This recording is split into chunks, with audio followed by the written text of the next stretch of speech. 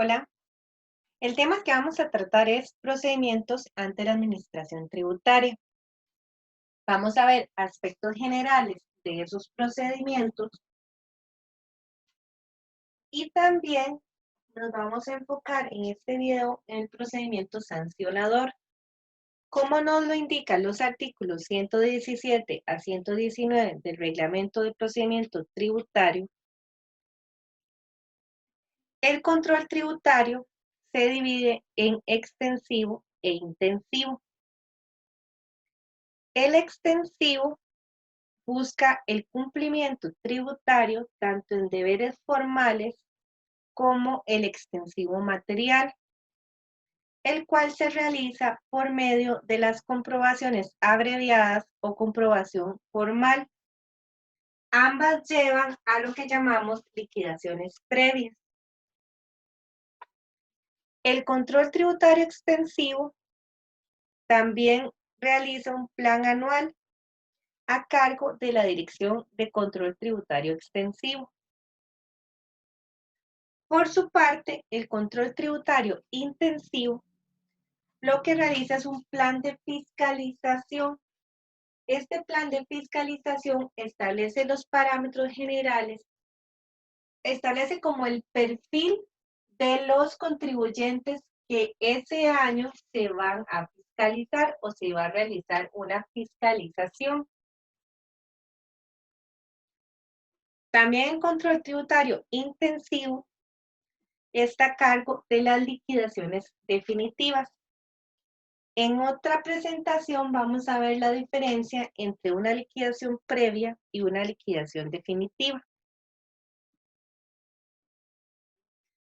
Dentro de algunas definiciones importantes a tomar en cuenta es cumplimiento tributario extensivo material, que es este que tenemos acá. Es la comprobación abreviada o formal de la situación tributaria de los sujetos pasivos, utilizando datos y elementos de prueba que están en poder de la administración, sin que se pueda extender el examen a los libros de contabilidad. En el caso del control tributario extensivo, se realiza con esta información los datos y elementos de prueba que estén en poder de la administración. Y en el caso del control tributario intensivo, se realiza, además de la información con que cuenta la administración tributaria, con el examen de la contabilidad del contribuyente. Por su parte, la comprobación abreviada es un tipo de cumplimiento tributario extensivo material que también se realiza utilizando los datos y los elementos de prueba que obren en poder de la administración o que se le soliciten al obligado tributario sobre un periodo o un impuesto determinado, ya sea previo al inicio del procedimiento de comprobación o durante su desarrollo. Igualmente, no pueden extender el examen de los libros de contabilidad de las actividades empresariales o profesionales que se verifican. Ya vimos que eso es propio del control tributario intensivo. Por su parte, la comprobación formal se realiza únicamente de mera constatación de la existencia de errores aritméticos o de derecho en la declaración. O sea, es algo más simple que la comprobación abreviada. En general, los procedimientos primero se desarrollan a nivel de administración tributaria, de acuerdo con los órganos que esa administración tiene. En caso de que el contribuyente no esté de acuerdo con la resolución final que dicte la administración tributaria, puede presentar un recurso ante el Tribunal Fiscal Administrativo, que es el que agota la vía administrativa. Se dice que en este momento la administración tributaria es juez y parte. Por eso es que el sujeto pasivo debe tener garantías procesales, que aseguramos por medio de los principios que aplicamos también en el derecho penal, que vimos anteriormente. Si el sujeto pasivo no está conforme con la resolución de la Administración Tributaria, presenta un recurso contra esa resolución que lo ve el Tribunal Fiscal Administrativo. También es una dependencia del Ministerio de Hacienda. Si todavía el sujeto pasivo no está de acuerdo con esa resolución, puede ir ya a vía judicial en un proceso que llamamos contencioso administrativo. Los procesos contenciosos administrativos son los que ven o su ámbito de aplicación está relacionado con procesos en contra del Estado y sus dependencias.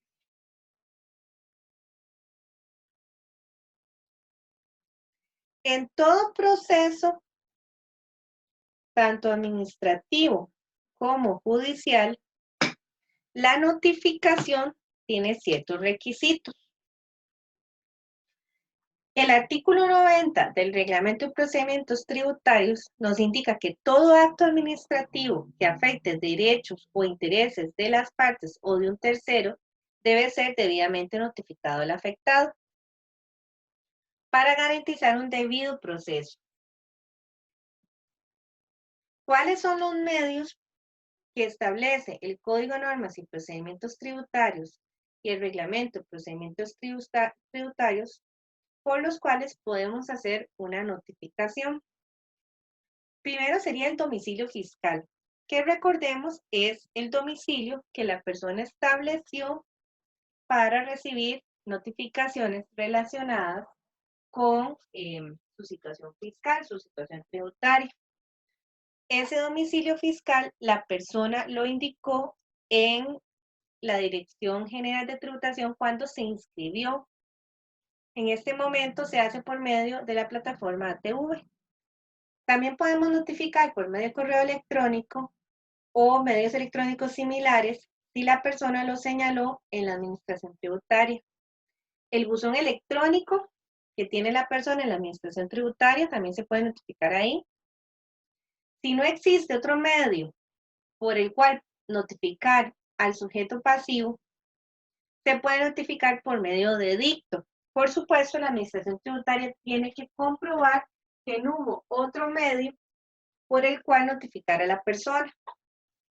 También se puede notificar personalmente cuando la persona asista a las oficinas de la administración tributaria.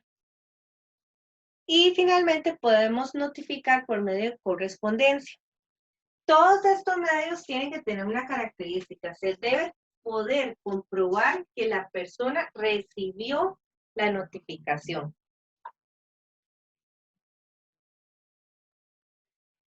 En cuanto a la prueba, también hay reglas generales para todo tipo de proceso. En derecho procesal existe un término que es carga de la prueba, que pretende determinar cuál de las dos partes en un proceso le corresponde probar ciertos hechos. Entonces, en el ámbito administrativo tributario, le corresponde a la administración tributaria la carga de la prueba, o sea, aportar elementos de prueba para poder probar los hechos constitutivos de la obligación tributaria material. Mientras que el contribuyente, sujeto pasivo, le incumbe la carga de la prueba respecto de los hechos impeditivos, modificativos o extintivos de la obligación tributaria. Entonces, a la administración tributaria tiene la carga de la prueba en cuanto a la constitución de la obligación tributaria, mientras que el contribuyente o el sujeto pasivo en general le corresponde la carga de la prueba cuando quiera aportar elementos para probar que hay un hecho impeditivo de cumplir con la obligación tributaria, un hecho que modificó la obligación tributaria o un hecho que extinguió la obligación de cumplir con esa carga tributaria. En ese sentido, corresponde al sujeto pasivo, al contribuyente, demostrar los hechos o actos que configuren sus costos, gastos pasivos, créditos fiscales, exenciones, no sujeciones, descuentos y en general los beneficios fiscales que alega existentes a su favor.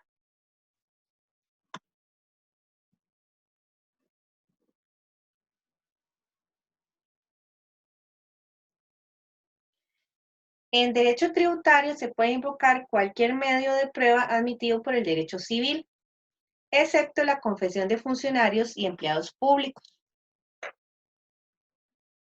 Los interesados, sus representantes o abogados tienen acceso a las actuaciones realizadas por la Administración Tributaria y pueden consultarlas acreditando su personería.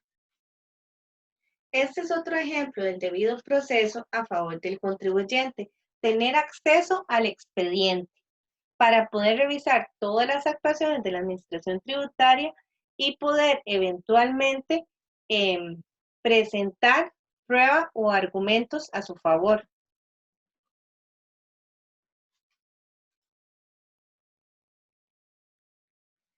La contabilidad es prueba a favor del contribuyente, siempre y cuando se lleve de la forma adecuada, de acuerdo con las normas y principios generalmente aceptados.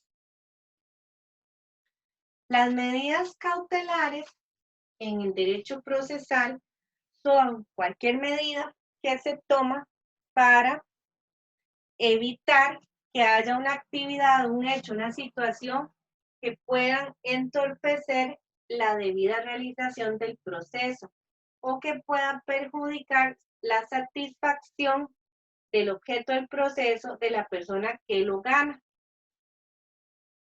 Se pueden, se pueden dar o se pueden otorgar en cualquier momento durante el desarrollo del proceso.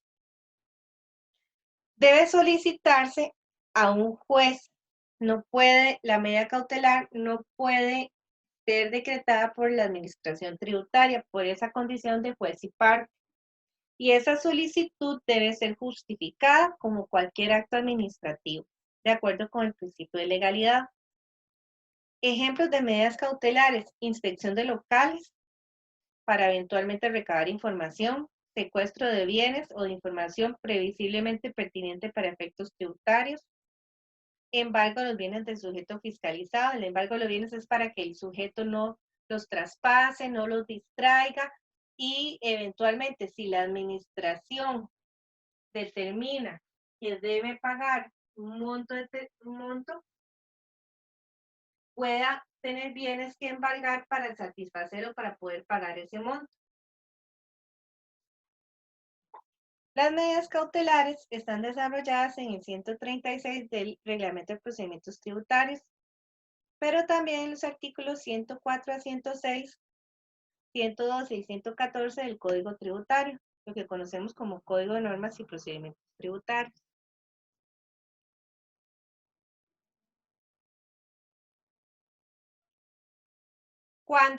Como vimos al inicio de la presentación, cuando finaliza el proceso en sede administrativa, normalmente con la resolución del Tribunal Fiscal Administrativo, se puede acudir a la vía contenciosa administrativa, que ya es una vía judicial, que como vimos es la vía donde normalmente se llevan procesos relacionados con el Estado o sus dependencias o sus entes. La persona que esté insatisfecha con la resolución que se dio en vía administrativa puede acudir a la vía contenciosa administrativa máximo 4 años después de haberse notificado el fallo del Tribunal Fiscal Administrativo o de la resolución administrativa, porque si acude después de ese plazo de 4 años, ya prescribió el derecho que tenía de ir a la vía judicial. Eso está en el artículo 41 del Código de Procedimientos Contencioso Administrativo. Entonces, si a mí me notificaron la resolución hoy y yo no estoy contenta con esa resolución, puedo acudir a la vía contenciosa administrativa a más tardar de hoy a 4 años. Tengo todo ese plazo.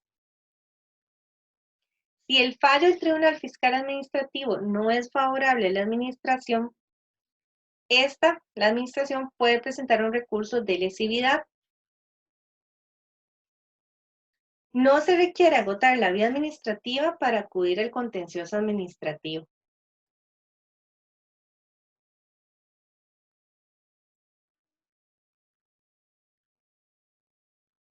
En derecho administrativo, el recurso de lesividad es el que presenta una entidad administrativa, en este caso la administración tributaria, cuando considera dañino para los intereses públicos o generales un acto previamente dictado por ella, que es favorable a los interesados, con el fin de poder solicitar su anulación ante la justicia. Entonces, es el recurso que presenta la administración tributaria contra sus propios fallos. Recordemos que en un proceso administrativo, la administración es juez y parte.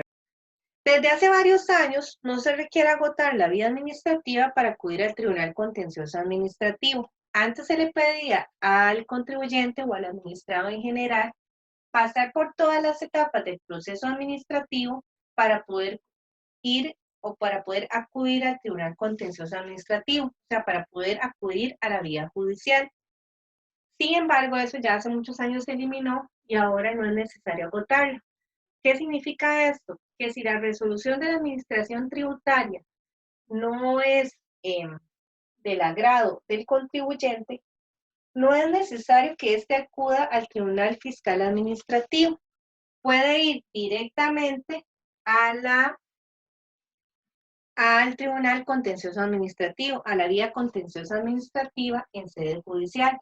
No tiene que pasar por el Tribunal Fiscal Administrativo si considera que es más beneficioso para sus intereses.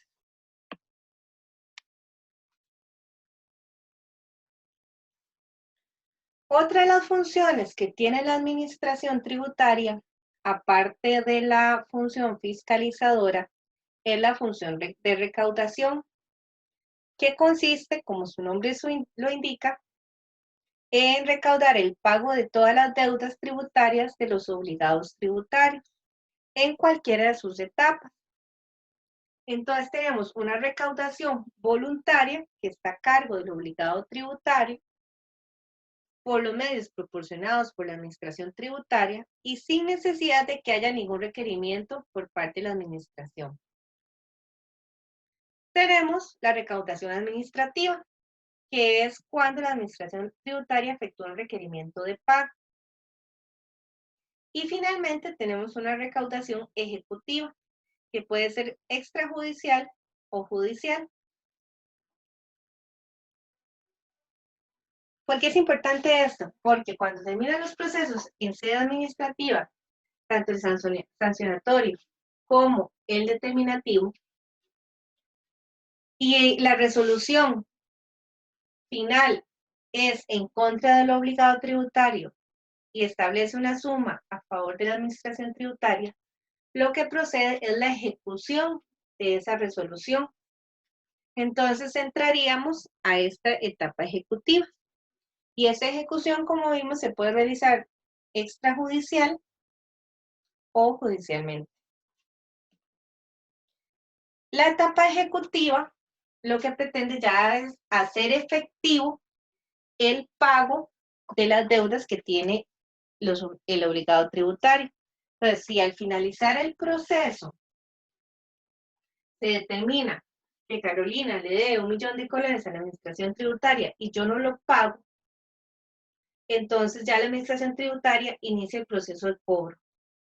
O sea, ejecuta esa resolución en la cual finalizó el proceso.